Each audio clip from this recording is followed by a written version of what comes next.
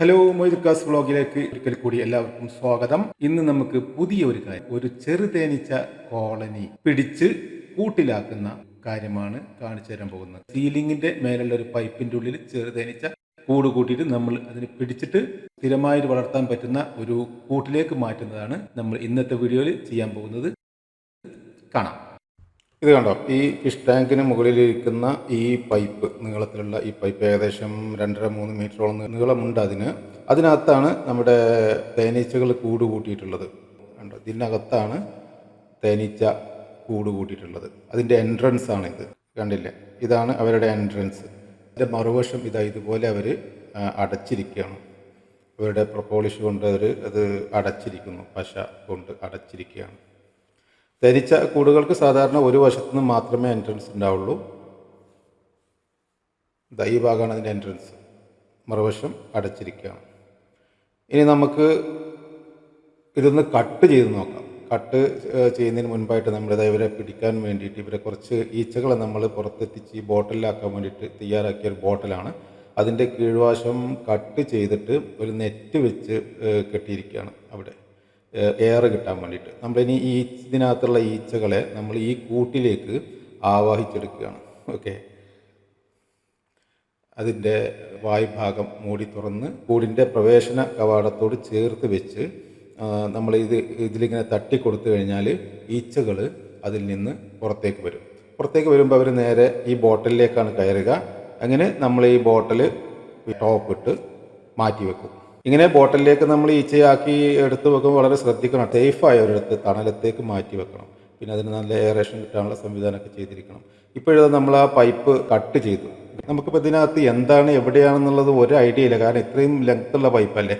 അപ്പോൾ ഒരു ഏകദേശം ഒരു ഇത് വെച്ചിട്ട് നമ്മൾ കട്ട് ചെയ്തായിരുന്നു. ആ കട്ട് ചെയ്ത ഭാഗത്ത് കറക്റ്റായിട്ട് തേനുള്ള സ്ഥലത്താണ് നമ്മൾ കട്ട് ചെയ്ത്. കണ്ടില്ലേ, നല്ല പ്യൂറായിട്ടുള്ള തേനാണ്. അതിനകത്ത് പൂമ്പൊടിയോ വേറുള്ളതോ ഒന്നും യാതൊരു കലർപ്പും ഇല്ല. നല്ല ശുദ്ധമായ തേൻ. സത്യത്തിൽ നമ്മളിപ്പോൾ ചക്ക ഇട്ടപ്പോൾ മുയൽ ചത്തു എന്ന് പറയുന്നത് പോലുള്ള ഒരവസ്ഥയാണ്. കാരണം നമ്മൾ ഇത്രയും കൃത്യമായിട്ട് ആ സ്ഥലം കിട്ടുമെന്നുള്ളതിലേക്കൊന്നും കട്ട് ചെയ്തല്ല. ആ കട്ട് ചെയ്തപ്പോൾ തേൻ കിട്ടുന്ന കറക്റ്റ് സ്ഥലത്തായി നമ്മൾ കട്ട് ചെയ്തത്. അപ്പോൾ നമ്മൾ ആദ്യം കട്ട് ചെയ്ത ഭാഗത്ത് തേൻ കണ്ടു, മറ്റൊരു ഭാഗത്ത് നമ്മൾ കട്ട് ചെയ്തപ്പോൾ അവിടെ മുട്ടയാണ്. കണ്ടില്ലേ, അത് നമ്മൾ അങ്ങനെ കട്ട് ചെയ്യുക എന്ന് വെച്ചാൽ ഒന്നിച്ച് അങ്ങനെ കട്ട് ചെയ്യല്ല കേട്ടോ.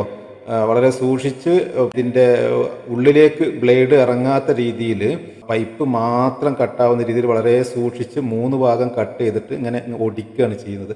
അപ്പോൾ നമുക്ക് കറക്റ്റായിട്ട് ഇതൊന്നും ഡാമേജ് ആവാതെ നമുക്ക് കിട്ടും. ഇതത് നമ്മൾ കൊണ്ടുവന്നിട്ടുള്ള മറ്റൊരു ബോക്സാണ് നമുക്ക് തേനീച്ചയെ മാറ്റി പറപ്പിക്കാൻ. ഇത് മുൻപ് തേനീച്ച ഉണ്ടായിട്ട് കൂട് ഒഴിഞ്ഞു പോയ പ്രാണി നഷ്ടപ്പെട്ടു പോയ ഒരു കൂടായിരുന്നു. ആ കൂട്ടിലേക്കാണ് നമ്മളിപ്പോൾ ഈ തേനീച്ചകളെ ഇതിൻ്റെ മുട്ട എടുത്ത് വെക്കുന്നത്. അപ്പോൾ അതിൽ നിന്ന് മാറ്റി വെച്ച മുട്ടയാണിത്. മുട്ട മാറ്റി വെച്ചുകൊണ്ടിരിക്കുകയാണ്. അപ്പോൾ ഇത്രയും മുട്ട നമ്മൾ അതിൽ നിന്ന് ഇതിനകത്തേക്ക് മാറ്റി വെച്ചു. ഇനിയും അതിനകത്ത് മുട്ടയുണ്ട്. മാത്രമല്ല, നമ്മൾ എല്ലാ ഭാഗത്തും എത്തിയില്ലല്ലോ, ഇനിയും പല ഭാഗത്തും നമ്മൾ ഇതുപോലെ നമുക്ക് മുട്ട അതിൽ നിന്ന് കളക്ട് ചെയ്യാനുണ്ട്. ആ മുട്ട നമ്മൾ കളക്ട് ചെയ്യുന്നത് ഈ പെട്ടിയിലേക്ക് നമ്മൾ മാറ്റി വെച്ചുകൊണ്ടിരിക്കുകയാണ്.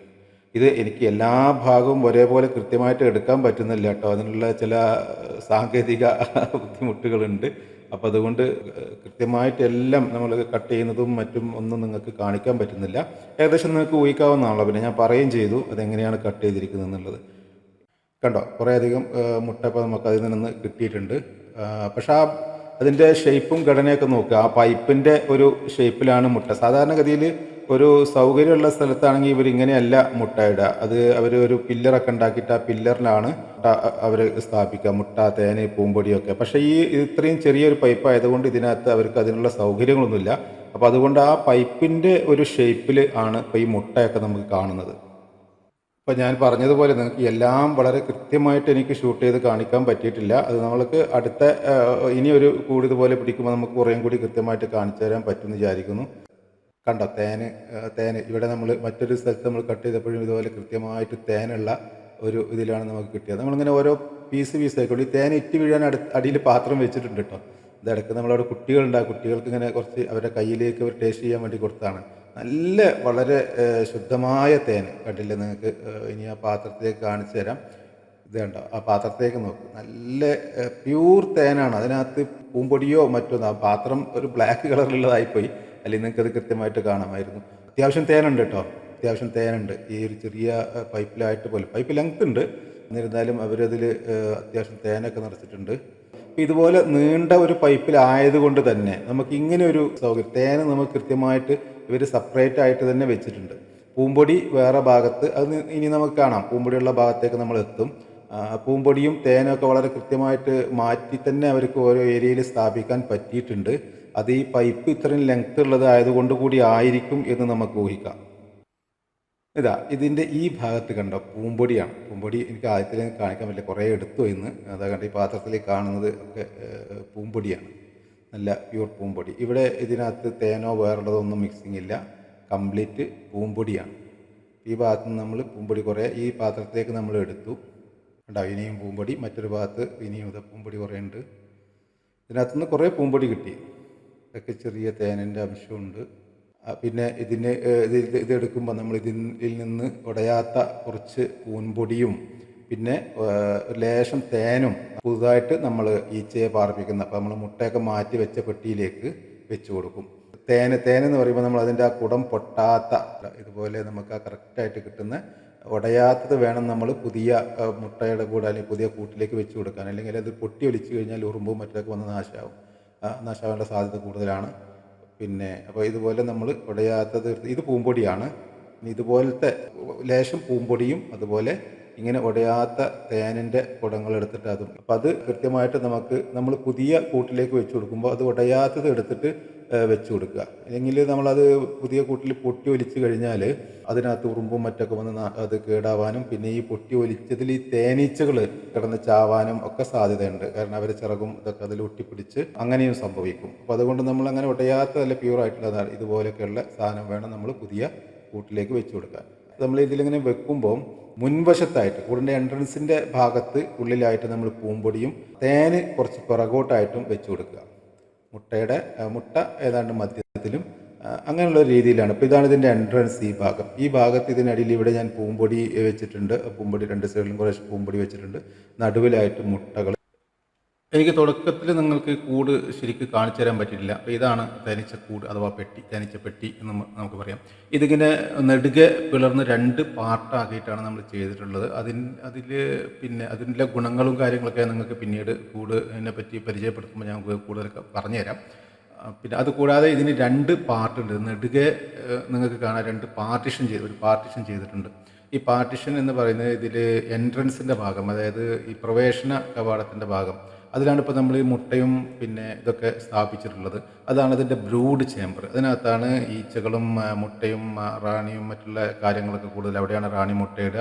അതുകൊണ്ടാണ് അവരതിനെ നമ്മൾ ബ്രൂഡ് ചേംബർ എന്ന് പറയുന്നത്. അതിൻ്റെ ഇടതുവശത്ത് കാണുന്ന ആ പാർട്ടുണ്ടല്ലോ, ആ പാർട്ടിലാണ് ഇവർ തേൻകാലത്ത് തേന് കൂടുതലായിട്ട് സ്റ്റോർ ചെയ്ത് വെക്കുക. ഈ ബ്രൂഡ് ചേംബറിൽ അവർക്ക് കഴിക്കാനും അവരുടെ ദൈനംദിന കാര്യങ്ങൾക്ക് വേണ്ടി മാത്രമുള്ള തേനും പൂമ്പൊടിയും കാര്യങ്ങളൊക്കെ അവിടെ സൂക്ഷിച്ച് വെക്കും. അധികമായിട്ട് അവർ സൂക്ഷിച്ച് വെക്കുന്ന തേനുണ്ടല്ലോ, അതാണ് നമ്മുടെ ഈ പിന്നെ ഇടതുവശത്തുള്ള പാർട്ടിൽ അവർ സൂക്ഷിച്ച് വെക്കുക. ഇങ്ങനെ ആകുമ്പോൾ നമുക്ക് തേനെടുക്കാനും മറ്റൊക്കെ വളരെ സൗകര്യമായിരിക്കും. അത് പൂമ്പൊടിയൊക്കെ കലരാതെ കിട്ടുകയും ചെയ്യും. അതിന് വേണ്ടിയിട്ടാണ് നമ്മളങ്ങനെ ചെയ്യുന്നത്.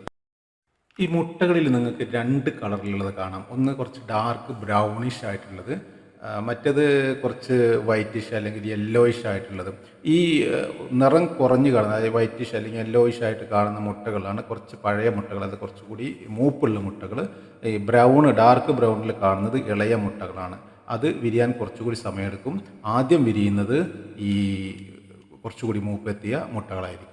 ഇപ്പോൾ ഇതേ കൂട് നമ്മൾ പൂർണ്ണമായിട്ട് സജ്ജമായി. അതിൽ ഞാനൊരു മാസ്കിംഗ് ടാപ്പ് കൂടി ഒട്ടിച്ചു. കാരണം ഇനി അതിന് വല്ല ചെറിയ ഗ്യാപ്പോ ഒക്കെ ഉണ്ടെങ്കിൽ അതിലൂടെ എറുമ്പ് കയറാനോ ഈച്ചകൾ അതിലൂടെ പിന്നെ അവർക്ക് വേറെ വല്ല ഉപദ്രവങ്ങളൊക്കെ വരാതിരിക്കും. സ്വാഭാവികമായിട്ട് ഈച്ചകൾ അത് അടക്കും. ഈ പ്രവേശന കവാടമല്ലാത്ത എല്ലാ ഹോളുകളും അവരവരുടെ ഈ പിന്നെ പശ കൊണ്ട് അത് അടച്ച് എല്ലാം ക്ലിയർ ആക്കും. പക്ഷേ ഇതിപ്പോൾ പുതിയ കൂടാണല്ലോ, നമ്മൾ ജസ്റ്റ് ചെയ്തതല്ലേ ഉള്ളൂ. അപ്പോൾ അവർക്ക് അതിനൊക്കെയുള്ള സമയം എടുക്കുന്നതിന് മുൻപായിട്ട് ഇതിന് വേറെ വല്ല ഉപദ്രവങ്ങളും വരാതിരിക്കാനാണ് നമ്മളിങ്ങനെ മാസ്കിംഗ് ടാപ്പ് ഒട്ടിച്ചത്. ഇപ്പോൾ ഇവർക്ക് ഈ പ്രവേശന കവാടം മാത്രമേ ഉള്ളൂ. ഇതിലൂടെ കണ്ടോ നിങ്ങൾ ഈച്ചകൾ കയറുന്നതും വരുന്നതും ഒക്കെ നിങ്ങൾക്ക് കൃത്യമായിട്ട് കാണാം. ഇതിൻ്റെ മുന്നിലായിട്ട് ഞാൻ ഈ കൂട്ടിൽ നിന്ന് തന്നെ കിട്ടിയ അവരുടെ ആ പശ, പ്രൊപ്പോളിഷ് എന്നൊക്കെ ഇത് പറയും, അത് ഞാൻ ഈ മുൻവശത്ത് കുറച്ച് തേച്ച് വെച്ചിട്ടുണ്ട്. അതിൽ കൂടെ അവർക്ക് അതിൻ്റെ സ്മെല്ല് കിട്ടാനും അവരുടെ കൂട് തിരിച്ചറിയാനും ഒക്കെ വേണ്ടിയിട്ടാണ് നമ്മൾ അങ്ങനെ ചെയ്യുന്നത്. അത് ഇത്ര കൂടുതൽ വേണമെന്നില്ല. ഇതിപ്പോൾ ഇവിടെ സാധനം കുറേ ഉണ്ടായതുകൊണ്ട് ഞാൻ അങ്ങനെ വെച്ചു എന്നേ ഉള്ളൂ. അത് വളരെ കുറച്ച് മതി. കുറച്ച് അതിന് മുന്നിലുണ്ടായാലും ആ സ്മെല്ല് വെച്ചിട്ട് അവർക്ക് അവരുടെ കൂട് തിരിച്ചറിയാനും ഒക്കെ പറ്റും. അതിനാണ് അങ്ങനെ ചെയ്യുന്നത്. എന്തായാലും കൂടുതൽ വിശദമായിട്ട് നമുക്ക് ഇനിയും ഒരു കൂട് പിടിക്കുമ്പോൾ നമുക്ക് കുറേ കൂടി ഡീറ്റെയിൽ ആയിട്ട് നമുക്ക് ഇതേക്കുറിച്ച് പറയാമെന്ന് വിചാരിക്കുന്നു. കുറച്ച് കാര്യങ്ങളൊക്കെ നമ്മൾ വിട്ടുപോയിട്ടുണ്ട്. കൃത്യമായിട്ട് നമുക്ക് വീഡിയോ എല്ലാ കാര്യങ്ങളും കറക്റ്റായിട്ട് ഫോളോ ചെയ്യാൻ പറ്റിയിട്ടില്ല. മുന്നൊരുക്കങ്ങളൊന്നും വല്ലാതെ ഇല്ലാതെ നമ്മൾ ചെയ്തതാണ്. ഇനി അടുത്തതിന് നമുക്ക് കുറച്ചുകൂടി പെർഫെക്റ്റ് ആയിട്ട് നമുക്ക് ചെയ്യാൻ കാണിച്ചു തരാം. അതുവരെ ഗുഡ് ബൈ.